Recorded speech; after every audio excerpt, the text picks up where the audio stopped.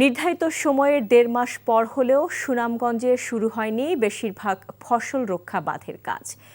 নিজেদের একমাত্র বড় ফসল নিয়ে শঙ্কায় লাখো কৃষক।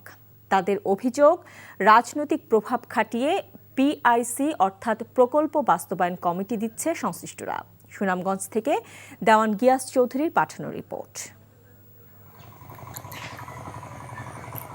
এখনো অর্ধেকের বেশি বাঁধে একমুঠো মাটি পড়েনি। হাওর অধ্যুষিত সুনামগঞ্জে প্রায় ৩০ লাখ মানুষের ভরসা একটিমাত্র ফসল বোরো। কথা ছিল এ ফসল রক্ষায় ২০২৪ সালের ১৫ই ডিসেম্বরের পর থেকে সুনামগঞ্জের সব হাওরের বাঁধের কাজ শুরু হওয়ার।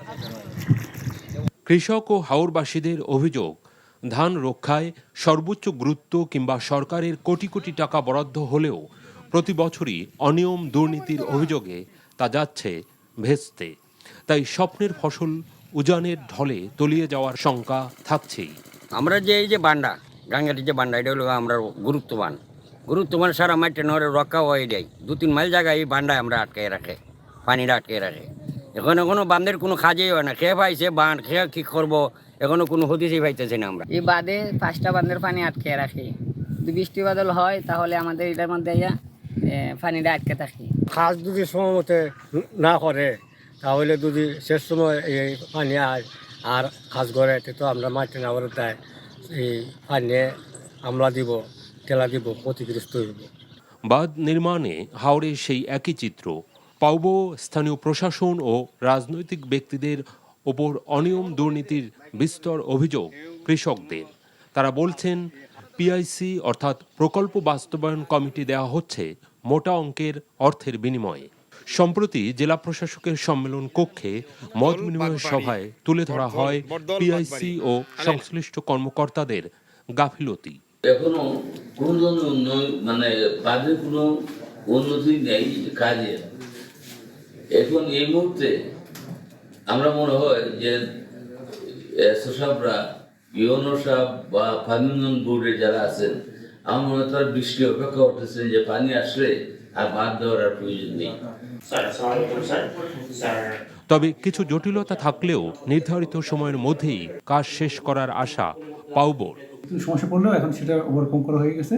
তো আমরা এখন আশা করতেছি যে আমরা এই সপ্তাহ থেকে যে পিএইচি আমরা গঠন করে ফেলছি, সুতরাং এখন পূর্ণ উদ্যমে কাজ শুরু হবে এবং ২৮ ফেব্রুয়ারির ভিতরে আমরা চেষ্টা করবো কাজ শেষ করা এবং সেই লক্ষ্যে কাজ করব। সভায় এক সপ্তাহের মধ্যে সুনামগঞ্জের ১২ উপজেলায় সব বাঁধের কাজ শুরু করার নির্দেশ দেন জেলা প্রশাসক। যারা এই কাজগুলা করছেন, যে পদ্ধতিতে এই কাজগুলা দ্রুত আদায় করা যায় তার ব্যবস্থা নেবেন। আমি মিন করছি যারা পানি উন্নয়ন বোর্ডের প্রকৌশলী আছেন, ওনারা এই বিষয়ে কার্যকর উদ্যোগ নেবেন। NTV news desk. অবৈধ অভিবাসীদের গ্রেফতারের বিষয়ে যুক্তরাষ্ট্রের প্রেসিডেন্ট ডোনাল্ড ট্রাম্পের নির্বাহী আদেশের পর বাংলাদেশি কমিউনিটিতে ভয় আতঙ্ক ছড়িয়ে পড়েছে। ৪ জন বাংলাদেশিকে গ্রেফতার করা হয়েছে বলে একটি মহল থেকে অপপ্রচার চালানো হলেও এই তথ্য সঠিক নয় বলে জানা গেছে। নিউ ইয়র্কের বাংলাদেশ কনস্যুলেট এ বিষয়ে সার্বক্ষণিকভাবে নজরদারি করছে। নিউ ইয়র্ক থেকে ফরিদ আলমের পাঠানো রিপোর্ট। ২০ জানুয়ারি ট্রাম্পের শপথের পরপরই তিনি অনেকগুলো নির্বাহী আদেশে স্বাক্ষর করেন। তার মধ্যে অন্যতম একটি হচ্ছে অবৈধ অভিবাসীদের গ্রেপ্তার করে নিজ দেশে ফিরিয়ে দেয়া। এই ঘোষণার পর নিউ ইয়র্কে বসবাসকারী বাংলাদেশি কমিউনিটিতে কেউ গ্রেপ্তার না হলেও একটি মহল একাধিক ব্যক্তিকে গ্রেপ্তারের খবর ছড়িয়ে দেয়। এ নিয়ে কমিউনিটিতে ক্ষোভের সৃষ্টি হয়। তবে সরেজমিন ঘুরে প্রচণ্ড ঠান্ডার মধ্যেও স্থানীয় মসজিদে মুসল্লিদের স্বাভাবিক উপস্থিতি দেখা গেছে। হোটেল রেস্তোরাঁগুলোতেও দেখা গেছে ভিড়। সাধারণ মানুষ এ ধরনের অপপ্রচারে কান না দিয়ে প্রয়োজনীয় আইডি সাথে রাখা উচিত বলে মনে করেন। কিছু লয়ার বলেন বা কিছু মানুষ বলেন না জেনে এটাকে একটা গুজব বলে মানুষের ভিতরে আতঙ্ক ছড়াচ্ছে। এটা আসলে ঠিক না। যারা এখানে অবৈধ যারা আছে অযথা ঘোরাঘুরি না করে নিরাপদ জায়গায় থাকা উচিত এবং এত প্যানিক হওয়ার কিছু নাই। গত কয়েকদিন নিউ ইয়র্কের বাংলাদেশে অধ্যুষিত Jamaica, Jackson Heights, Brooklyn, Bronx, Ozone Park ও বাফেলোতে সবাই নিরাপদে আছেন বলে জানা গেছে। বাংলাদেশি ব্যবসায়ীদের প্রাণকেন্দ্র জ্যাকসন হাইটসের অধিকাংশ ব্যবসা প্রতিষ্ঠানের মালিকই Bangladeshi.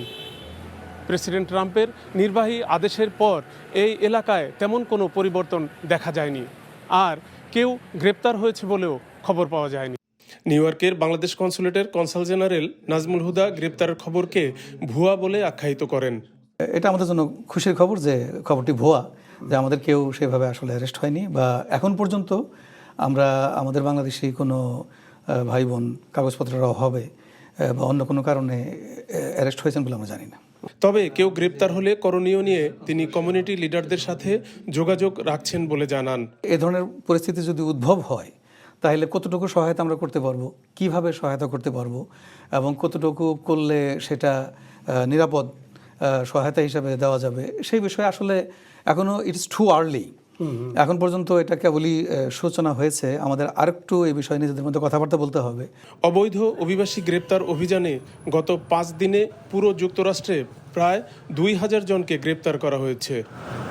Farid Alam, NTV news, new York, যুক্তরাষ্ট্র। নির্বাচন সংস্কার কমিশনের বেশ কিছু সুপারিশ নির্বাচন কমিশনের স্বাধীনতা খর্ব করবে বলে মনে করেন প্রধান নির্বাচন কমিশনার এম নাসির উদ্দিন। নির্বাচন ভবনের সংবিধান সংস্কার নিয়ে RFED টকে তিনি বলেছেন, স্থানীয় সরকার নির্বাচন আগে করলে জাতীয় নির্বাচন 1 বছর পিছিয়ে যেতে পারে। নিয়ামুল আজিজ সাদেকের রিপোর্ট। জাতীয় সংসদের স্থায়ী কমিটির কাছে কমিশনের বাজেট, দায়বদ্ধতা ও শাস্তির বিষয়ে নির্বাচন ব্যবস্থা সংস্কার কমিশনের সুপারিশ নিয়ে প্রবল আপত্তি জানান প্রধান নির্বাচন commissioner. Reporters for election and ডেমোক্রেসির এই আয়োজনে তিনি এসব কথা বলেন। অনেকগুলো সুপারিশ আছে যেগুলো ইনকর্পোরেট করলে, অ্যাকসেপ্টেড হলে ইলেকশন কমিশনের স্বাধীনতা খর্ব হবে, no doubt about it. Election commission itself is স্বাধীন, আমরাই তো স্বাধীন।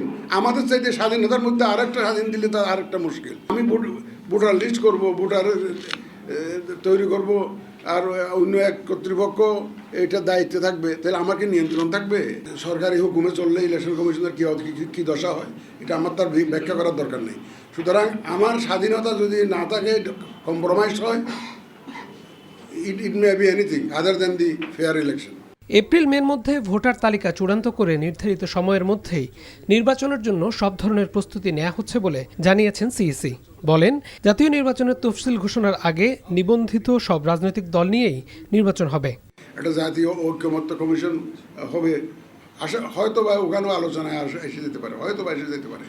স্থানীয় সরকার নির্বাচন আগে করার মতো প্রয়োজনীয় জনবল, আইনশৃঙ্খলা বাহিনী ও সময় নেই বলেও মনে করেন এম নাসির উদ্দিন।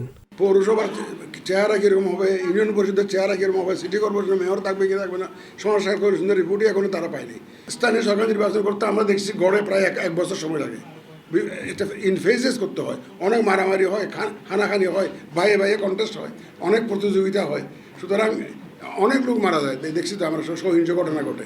সীমানা পুনর্নির্ধারণ ও এনআইডি বিষয়ে আলাদা কোনো সংস্থা গঠনের দরকার নেই বলেও মত দিয়েছেন CEC. Niamul Aziz Sadek, NTV news, Dhaka.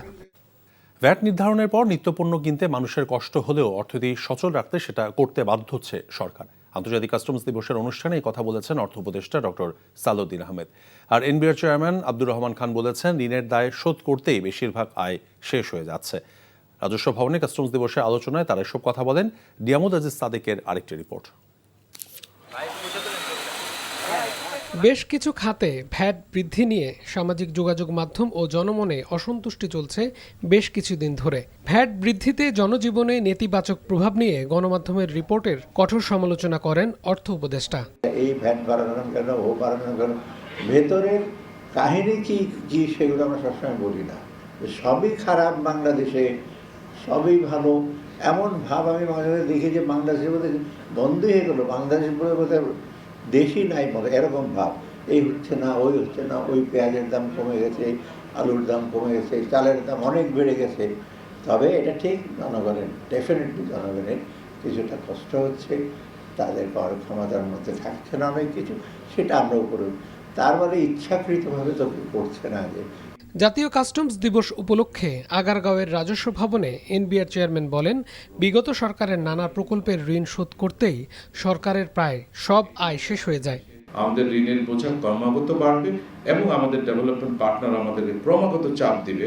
তারা যখন দেখবে যে ঋণ পরিশোধের ক্ষমতা নাই, তখন কিন্তু তারা ঋণ দেওয়া বন্ধ করে দেবে। স্বাভাবিক, অটোমেটিক্যালি তখন আমাদেরকে চাপ দিবে, যেই চাপগুলো এখন আমরা সহ্য করছি। ট্রানজেকশনগুলো রেকর্ডেড হয়ে গেলে তারা তাদের ভ্যাট ট্যাক্সটা নিয়ম মতো দিতে হবে, এটাই বড় ডেটারেন্ট। আমরা বলতে চাই আমরা প্রয়োজনে ভ্যাটের হার কমাবো, ট্যাক্সের হার কমাবো, যে কিছু গুটি কয়েকের হাতে সবকিছু চলে আছে। আগামী এক সপ্তাহের মধ্যে ন্যাশনাল সিঙ্গেল উইন্ডো উদ্বোধন করা হবে জানিয়ে তিনি বলেন, ভ্যাট ট্যাক্স থেকে দূরে থাকার ব্যবসায়ীদের মানসিকতা পরিহার করতে হবে। Niamul Aziz Sadek, NTV news, Dhaka. দালালের খপ্পরে পড়ে উন্নত জীবনের আশায় ইতালিতে পাড়ি জমাতে চেয়েছিলেন মাদারীপুরের রাকিব মহাজন নামে এক যুবক। দীর্ঘ ৩ বছর লিবিয়ায় দালাল চক্রে ভয়াবহ নির্যাতনের শিকার হয়ে অবশেষে তিনি মারা গেছেন বলে খবর পেয়েছে তার পরিবার। সেই খবরে নিহতের পরিবারে নেমে আসে শোকের ছায়া।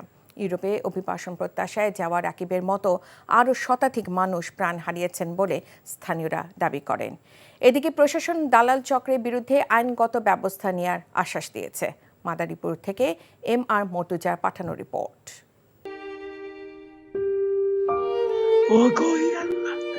আল্লাহ গো, তুমি মরে মাফ কইরা দিও আল্লাহ। মুই বাচ্চা আছি তোর। দালাল চক্রের নির্মম নির্যাতনে অসুস্থ হয়ে পড়েন অভিবাসন প্রত্যাশী 22 বছর বয়সী রাকিব। জানান মৃত্যু যন্ত্রণার কথাও। 3 বছর আগে উন্নত জীবনের আশায় মাদারীপুরের জাহাঙ্গীর মিদার প্রলোভনে পড়েন রাকিব। জাহাঙ্গীরের ভাইরা সোহাগ মাতব্বরের মাধ্যমে 27 লাখ টাকায় চুক্তি করে পাড়ি জমান লিবিয়ায়। এরপর আরও টাকার জন্য জিম্মি করে রাকিবের উপর নির্যাতন চালাতে থাকে সোহাগ। পরে তার বাবা নাজিমুদ্দিন মহাজন ধার দেনা করে আরও 5 লাখ টাকা দেন সোহাগকে, কিন্তু তাতেও নির্যাতন বন্ধ হয়নি। পরে মাজেদ খলিফা নামে আরেক দালাল রাকিবের বাবার কাছ থেকে আরও 15 লাখ টাকা আদায় করে। এরপরও নির্যাতন চালায় দালালরা। এক পর্যায়ে রাকিব গুরুতর অসুস্থ হয়ে পড়লে লিবিয়ার একটি হাসপাতালে নেয়ার পর মৃত্যু হয় রাকিবের। এতে শোকের ছায়া নেমে আসে পুরো পরিবারে। খালি আমার বাঁচাও, আমি আমার বাঁচাও। এভাবে দালাল চক্রের কারণে যুবক রাকিবের মৃত্যুকে কোনোভাবেই মেনে নিতে পারছে না পরিবার ও এলাকাবাসী। তারা দোষীদের বিচার দাবি করেন, সেই সাথে রাকিবের মরদেহ দেশে আনারও দাবি করেন। আবার অন্য দালাল ওইভাবে টাকা নিয়ে ওরে আটকায় রাখছে, না খায় রাখে, ওর খাদ্য নালি শুকায় হেলাইছে, ওরে একবারে তিলে তিলে শেষ করে দিছে। আমার বাইরে 45 লাখ টাকা দিয়াও পরবর্তীতে দেখা যাচ্ছে আমার বাইরে বাঁচাইতারি নেই। আমার ভাই অনেক কাগতি মিনতি করছে আমাদের কাছে যে বাঁচানোর লেগা। আমরা চাই এলাকাবাসীর পক্ষ থেকে রাকিবের হত্যাকারীদের দৃষ্টান্তমূলক শাস্তির ব্যবস্থা করা হোক। এদিকে মাদারীপুর জেলা পুলিশের তথ্য মতে গেল বছর লিবিয়া হয়ে ইতালি যাওয়ার পথে জেলার অন্তত শতাধিক মানুষ মারা গেছে। এরই মধ্যে প্রায় 200 মামলা দায়ের হয়েছে 5 শতাধিক দালালের বিরুদ্ধে, কিন্তু মামলায় জামিন পেয়ে একই কাজ চালাতে থাকেন তারা। ইতিমধ্যে মামলা নিয়েছি এবং কিছু আসামি গ্রেপ্তার করে তাদেরকে বিজ্ঞ আদালতে প্রেরণ করেছি। বেশ কিছু মামলা চলমান আছে, কয়েকটি মামলার চার্জশিটও দেওয়া হয়েছে। স্থানীয়রা জানান মাদারীপুরে শক্তিশালী একটি সিন্ডিকেটের মাধ্যমে লিবিয়া হয়ে ইতালিতে মানব পাচার করছে প্রতারক চক্র। অভিযোগ রয়েছে পাচার চক্রকে মদদ দিচ্ছে রাজনৈতিক একটি মহল, যে কারণে ধরাছোঁয়ার বাইরেই রয়ে যাচ্ছে দালালরা। NTV news desk. জাতীয় নির্বাচন ছাড়া অন্য কিছু চিন্তার কোনো সুযোগ নেই জানিয়ে বিএনপি নেতারা বলছেন, নিরপেক্ষতা নিয়ে অন্তর্বর্তী সরকার প্রশ্নবিদ্ধ হলে তা হবে শহীদদের সাথে বেমানির শামিল। তারা বলেন, নির্বাচন দেয়াই অন্তর্বর্তী সরকারের প্রধান দায়িত্ব, অথচ তা বললেই উপদেষ্টাদের মুখ কালো হয়ে যায়। রাজধানীতে পৃথক অনুষ্ঠানে তারা এসব কথা বলেন। হাসান মাহমুদের রিপোর্ট। জাতীয় প্রেস ক্লাবে ন্যাশনাল পিপলস পার্টি এনপিপি আয়োজিত আলোচনায় বিএনপির স্থায়ী কমিটির সদস্য আমির খসরু মাহমুদ চৌধুরী বলেন, দেশের মানুষের মালিকানা ফিরিয়ে দেয়া ছাড়া অন্য কোনো পথ খুঁজতে গেলে সবার মনেই এই সরকারকে নিয়ে সন্দেহ জাগবে। সংস্কারের নামে কালক্ষেপণের সুযোগ নেই বলেও মন্তব্য তার। অন্তর্বর্তীকালীন সরকার বলেন, কেয়ারটেকার বলেন, এই সরকারগুলোর ক্যারেক্টার হচ্ছে, চরিত্র হচ্ছে নিরপেক্ষতা। সবচেয়ে বড় চরিত্র হচ্ছে তারা নিরপেক্ষভাবে যে আগামী যে নির্বাচন হবে সেদিকে এগিয়ে যেতে হবে। নিরপেক্ষতা নিয়ে যদি প্রশ্ন জাগে তাহলে সেটা হবে এই আন্দোলনের, এই ত্যাগের, এই 15 বছর ত্যাগের যে রক্ত দিয়েছে, প্রাণ দিয়েছে, তাদের প্রতি বেইমানি করা হবে।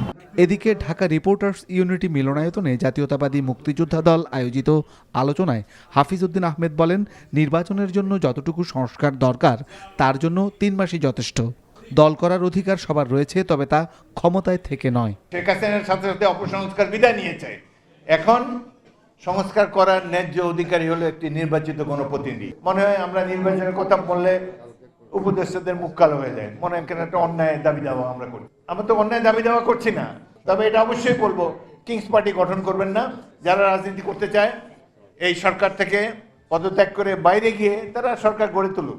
নাতির বয়সী ছেলে যদি বিএনপি মহাসচিবের বিরুদ্ধে খোঁচা দিয়ে কথা বলে, এটি অত্যন্ত দুঃখজনক। বক্তারা বলেন, দেশ গঠনে ছাত্র জনতার সাথে রাজনৈতিক দলগুলোর ঐক্য জরুরি।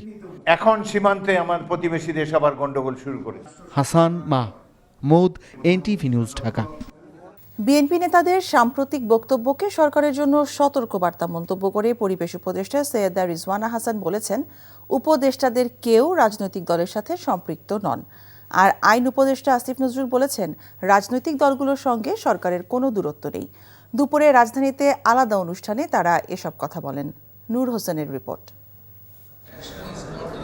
রাজধানীর পানি ভবনে জলবায়ু পরিবর্তনজনিত অভিযোজন প্রশমন শীর্ষক কর্মশালার আয়োজন করে এশিয়ান ডেভেলপমেন্ট ব্যাংক এবং পানি সম্পদ মন্ত্রণালয়। এর উদ্বোধন শেষে সাংবাদিকদের বিভিন্ন প্রশ্নের জবাব দেন পরিবেশ, বন ও জলবায়ু বিষয়ক উপদেষ্টা সৈয়দা রিজওয়ানা হাসান। রাজনৈতিক দলের পক্ষ থেকে যে কথাটা বলা হচ্ছে সেটা রাজনৈতিক শক্তি হিসাবে সতর্কতামূলক একটা বার্তা তারা দিতেই পারে। উপদেষ্টা পরিষদের কেউ রাজনৈতিক দল গঠন করছেন উপদেষ্টা পরিষদের থেকে, এটা আমার জানা নেই। কোনো দল নির্বাচন করবে কি করবে না, কেমন করে রাজনীতির মাঠে ফিরবে বা ফিরবে না, সেটা সেই দলের উপর নির্ভর করে। এটার প্রক্রিয়া তো একটা সরকার বাতলিয়ে দিবে না।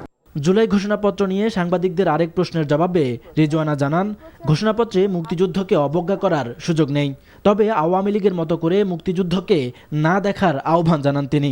মুক্তিযুদ্ধকে অবজ্ঞা করা হয়, এইটা বা অবজ্ঞা করা হবে এমন কোনো প্রক্রিয়ার সাথে কোনো বাংলাদেশি জড়িত থাকবে বলে আমি কিন্তু কোনো কারণেই মনে করি না। বরং মুক্তিযুদ্ধকে একটি বিশেষ দল তাদের ক্ষমতায় থাকার হাতিয়ার হিসেবে ব্যবহৃত করে জাতিকে বিভক্ত করেছিল। এটা কিন্তু আপনাকে মনে রাখতে হবে, আমরা যেন আবার সেই বিভক্তির দিকে না যাই। এদিকে সচিবালয়ে আইন উপদেষ্টা আসিফ নজরুলের কাছে সাংবাদিকদের প্রশ্ন ছিল, সরকারের সঙ্গে রাজনৈতিক দলগুলোর দূরত্ব তৈরি হচ্ছে কিনা। এটা মাঝে মাঝে মনে হয় যোগাযোগ কম থাকলে মনে হয় গ্যাপ, আসলে কোনো গ্যাপ নাই, যোগাযোগ আরো বাড়ানো হবে। নূর হোসেন, এনটিভি নিউজ, ঢাকা। চীনের কাছ থেকে নেওয়া ঋণ পরিশোধের সময়সীমা বাড়ানোর ব্যাপারে ইতিবাচক সাড়া পাওয়া গেছে। আর ভারতের ভিসা জটিলতায় চিকিৎসা প্রত্যাশী নাগরিকদের জন্য বিকল্প হিসেবে চীনের কুনমিং শহরকে বিবেচনা করছে বাংলাদেশ। চীন সফর শেষে ব্রিফিংয়ে এসব জানান পররাষ্ট্র উপদেষ্টা তৌহিদ হোসেন। শফি মাহমুদ সাগরের রিপোর্ট। চীনের পররাষ্ট্রমন্ত্রী ওয়াং ইর আমন্ত্রণে গত 20 থেকে 24 জানুয়ারি প্রথম দ্বিপক্ষীয় সরকারি সফর করেন অন্তর্বর্তী সরকারের পররাষ্ট্র উপদেষ্টা মোহাম্মদ তৌহিদ হোসেন। দেশে ফিরে রোববার পররাষ্ট্র মন্ত্রণালয়ে সফর সংক্রান্ত ব্রিফিংয়ে তিনি জানান, চীনকে ঋণ পরিশোধের সময়সীমা 15 থেকে বাড়িয়ে 30 বছর করার প্রস্তাব দেওয়া হয়েছে। প্রস্তাবে চীনের ইতিবাচক সাড়ার পাশাপাশি ঋণের সুদের হার কমানোর ব্যাপারেও আলোচনা হয়েছে। আমি এটুকু বলতে পারি যে সুদের সময়সীমা বাড়ানোর ব্যাপারে আমি বেশ পজিটিভ একটা অ্যাটিটিউড দেখেছি ফরেন মিনিস্টারের। আপনি জানেন যে ফরেন মিনিস্টার কিন্তু শুধু ফরেন মিনিস্টার নন, তিনি নেতৃত্বে অত্যন্ত উচ্চ পর্যায়ে আসীন এক ব্যক্তি। এদিকে ভিসা জটিলতায় ভারতের চিকিৎসা সেবা নিতে সমস্যায় পড়ছেন বাংলাদেশিরা। এই সমস্যার সমাধানে চীনকে বিকল্প চিকিৎসা মাধ্যম হিসেবে বিবেচনার কথা জানান পররাষ্ট্র উপদেষ্টা। বলেন, বাংলাদেশে চীনের বিনিয়োগে একটি আধুনিক হাসপাতাল নির্মাণের ব্যাপারে একমত হয়েছে দুদেশ। ভারতের সাথে চিকিৎসার জন্য যারা যেতেন তাদের একটু ভিসা নিয়ে সমস্যা হচ্ছে কিছুটা, যেহেতু হচ্ছে কাজেই একটা বিকল্প উৎস পেলে সুবিধা হয় এই হিসাবে কুনমিংকে চিন্তা করেছিলাম আমরা। এবং কুনমিং এর যে ডেপুটি গভর্নর উনি এসেছিলেন এবং ওখানে কথাবার্তা হয়েছে, তারা এই ব্যাপারে 2-3টি হসপিটালকে আইডেন্টিফাই করেছে। ব্রহ্মপুত্র নদের উপর চীনের বাঁধ নির্মাণে বাংলাদেশের পক্ষ থেকে উদ্বেগ জানানো হয়েছে উল্লেখ করে পররাষ্ট্র উপদেষ্টা বলেন, তবে এই সফরে তিস্তা নদীর ব্যাপারে কোনো আলোচনা হয়নি। তিস্তার ব্যাপারে কোনো আলোচনা হয়নি, কারণ শফি মাহমুদ সাগর, এনটিভি নিউজ, ঢাকা। ট্রাম্প ক্ষমতায় আসলে বৈদেশিক আর্থিক সহযোগিতা নীতিতে পরিবর্তন আসবে। এমনটা প্রত্যাশিত ছিল উল্লেখ করে পররাষ্ট্র উপদেষ্টা মোহাম্মদ তৌহিদ হোসেন বলেন, নতুন বাস্তবতা পর্যবেক্ষণ করছে বাংলাদেশ। পররাষ্ট্র মন্ত্রণালয়ে এক প্রশ্নের জবাবে তিনি একথা বলেন। শনিবার যুক্তরাষ্ট্রের পররাষ্ট্র মন্ত্রণালয়ের নির্দেশে আগামী 90 দিনের জন্য সব মার্কিন বৈদেশিক সহায়তা কর্মসূচি সাময়িকভাবে বন্ধ করা হয়েছে। সে অনুযায়ী মার্কিন সাহায্য সংস্থা USAIDর অর্থায়নে বাংলাদেশে বাস্তবায়নাধীন সব প্রকল্প ও কর্মসূচির ব্যয় অবিলম্বে বন্ধের নির্দেশনা দেওয়া হয়েছে। সংস্থাটির বাংলাদেশ কার্যালয়ের পরিচালক রিচার্ড বি অ্যারন চুক্তিবদ্ধ সব স্থানীয় উন্নয়ন সংগঠনের জন্য এই নির্দেশনা জারি করে চিঠি দেন। এই বিষয়ে পররাষ্ট্র উপদেষ্টা তৌহিদ হোসেন বলেছেন, USAIDর অর্থায়ন বন্ধ হবে তা অনুমেয়ই ছিল। তারা সব ধরনের ফান্ডিং আপাতত কত 60 দিন না কতদিন 90 দিনের জন্য তারা বন্ধ রাখছে। এটা মোটামুটি কিন্তু প্রত্যাশিত ছিল। উনি কিন্তু নির্বাচনের আগে থেকে বলছিলেন যে উনি এগুলি বিবেচনা করবেন, নতুন করে দেখবেন। তো তারা বিবেচনার জন্য সময়টা নিয়েছে, এইভাবেই তো বলছে যে করছে না, তারপরে দেখবে যে কোনখানে দিতে হয়। যুক্তরাষ্ট্রের নতুন প্রেসিডেন্ট এবং তিনি তার যে নীতিমালা সেগুলি যে আগে থেকে ভিন্ন, এটা তো সর্বজন বিদিত। কাজে আমাদেরকে দেখতে হবে যে আসলে আলটিমেটলি কি দাঁড়ায়, এবং যে কোনো পরিস্থিতি সৃষ্টি হবে তখন সেটা আমাদেরকে মডাস ভিভেন্ডি বের করে নিতে হবে যে আমরা কি করে। রোহিঙ্গা জনগোষ্ঠীর খাদ্য ও পুষ্টি কার্যক্রম পরিচালনার লক্ষ্যে মার্কিন সহায়তা অব্যাহত থাকবে বলে জানিয়েছেন প্রধান উপদেষ্টার উপ প্রেস সচিব অপূর্ব জাহাঙ্গীর। আর প্রেস সচিব শফিকুল আলম বলেছেন, কিছু তৈরি পোশাক কারখানায় ভাঙচুর বা বন্ধ হয়ে যাওয়ার কারণে এই খাতে তেমন প্রভাব ফেলবে না। আজ এক সংবাদ সম্মেলনে তারা এসব কথা বলেন। তাদের জন্য ইউএসএইড যে নিউট্রিশন এবং রিসোর্সেস প্রোভাইড করতো, ওইটার থেকে ওই এটা এক্সাম্পট হয়েছে, ওইটা জারি থাকবে, এটা আবেদন হবে। আজকেও আমি একটা পত্রিকায় দেখলাম যে 51টা ফ্যাক্টরি বন্ধ হয়েছে। এখন ফ্যাক্টরি খুলবে, বন্ধ হবে, এটা হচ্ছে একটা ন্যাচারাল প্রসেস। কিন্তু আমার যখন গভর্নমেন্ট দেখে সেটা হচ্ছে যে বাংলাদেশের এক্সপোর্ট কি বাড়ছে। বাংলাদেশের এক্সপোর্ট অগাস্টে সেপ্টেম্বরে বেড়েছে 7%, অক্টোবরে 16 বা 18%, নভেম্বরে প্রায় 22%, ডিসেম্বরে 18%-এর মতো। তো আমাদের তো গ্রোথ তো সেই রকমই। এটা পুরো বাংলাদেশের ওভারঅল এক্সপোর্ট, বাংলাদেশের ওভারঅল ইকোনমিতে এদের মানে কন্ট্রিবিউশন খুবই মাইনিউস্কুল, একদমই কিছু না বলতে গেলে। সকল স্বতন্ত্র ইবতেদায়ী মাদ্রাসার জাতীয়করণের দাবিতে আজ শিক্ষকদের বিক্ষোভ কর্মসূচিতে লাঠিচার্জ ও জলকামান ছুড়ে ছত্রভঙ্গ করে দিয়েছে পুলিশ। এ সময় বেশ কয়েকজন শিক্ষক আহত হয়েছেন। দাবি আদায় না হওয়া পর্যন্ত শাহবাগে অবস্থান কর্মসূচি পালনের ঘোষণা দিয়েছেন আন্দোলনরত শিক্ষকরা। এদিকে প্রাথমিক বিদ্যালয়ের সহকারী শিক্ষক নিয়োগ 2018 প্রক্রিয়া দ্রুততর করতে প্রাথমিক শিক্ষা অধিদপ্তরের সামনে অবস্থান কর্মসূচি পালন করছেন চাকরি প্রত্যাশীরা। আবির আহমেদের রিপোর্টে দেখুন বিস্তারিত। ইবতেদায়ী মাদ্রাসার কয়েকশো শিক্ষক জাতীয় প্রেস ক্লাব হয়ে মিছিল নিয়ে টিএসসি হয়ে জাতীয় জাদুঘরের সামনে পৌঁছালে পুলিশ বাধা দেয়। ব্যারিকেড ভেঙে এগোনোর চেষ্টা করলে পুলিশ তাদের ছত্রভঙ্গ করতে সচেষ্ট হয়।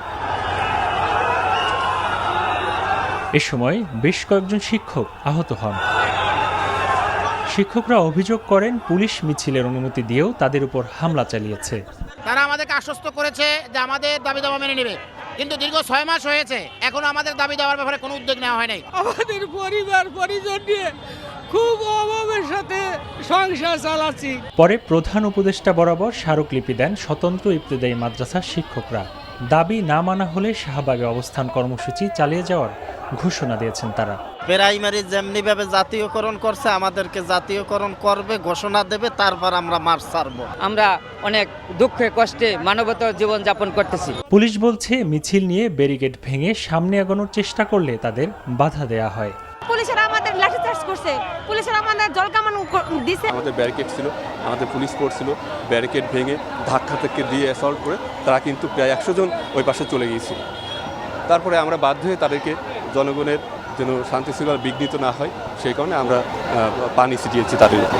ইবতেদায়ী মাদ্রাসার শিক্ষকের উপর হামলার প্রতিবাদে সন্ধ্যায় মশাল মিছিল করেছে ঢাকা বিশ্ববিদ্যালয়ের শিক্ষার্থীরা।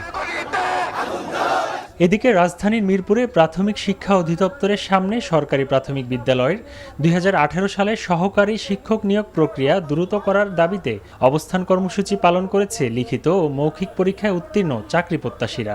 নিয়োগ বঞ্চিত কেন করলো সেই যৌক্তিক দাবি নিয়ে এখানে উপস্থিত হয়েছি। আমাদের এই যৌক্তিক দাবি না মানা হয় তাহলে এর পরবর্তী সময় আমরা আরো কঠোর থেকে কঠোরতর আন্দোলন করব। অবিলম্বে দাবি আদায় না হলে ব্লকেট কর্মসূচি পালনের হুঁশিয়ারি দেন বঞ্চিত শিক্ষকরা। আবির আহমেদ, এনটিভি নিউজ, ঢাকা।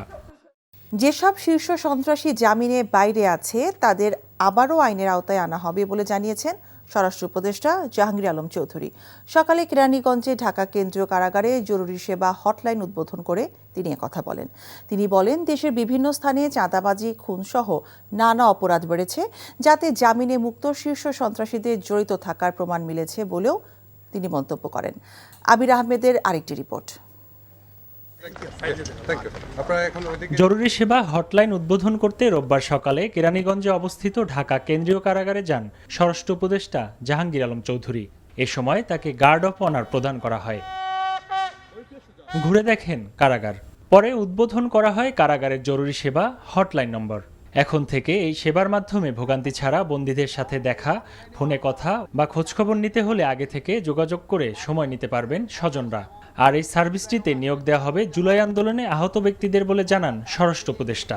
এই হটলাইনেও আমরা এই যে আমাদের যারা এই জুলাই অগাস্টের বিপ্লবে যারা আহত হয়েছে আমরা তাদের থেকে এখানে এমপ্লয়মেন্ট দেওয়ার চেষ্টা করব, তাদের একটা কর্মসংস্থানের জন্য এখানে সুযোগ হয় এটার ব্যবস্থা করব।